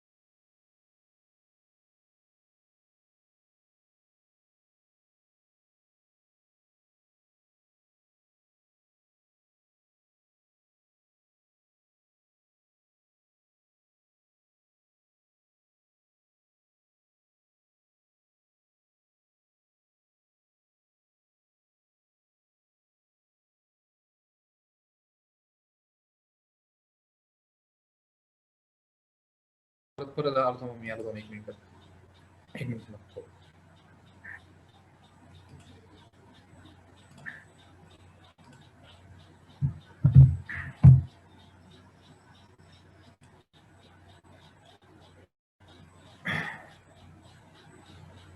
सो जूटचे भरपूर यूज आहेत तुम्ही बघू शकता याच्यामध्ये टेक्सटाईल मध्ये सुद्धा paper industry textile paper industry bags किंवा आपले क्राफ्टेड जे आहेत प्रॉडक्ट्स वेगवेगळे बॅग्स आहेत आपण ते यूज करू शकतो म्हणजे इज अल्टरनेटिव्ह प्लास्टिक, म्हणजे प्लास्टिकसाठी बेस्ट नॅचरल अल्टरनेटिव्ह आहे. ठीक आहे. आता सर तुमचे जॉईन झालेले आहेत काटे सर, त्याच्यामुळं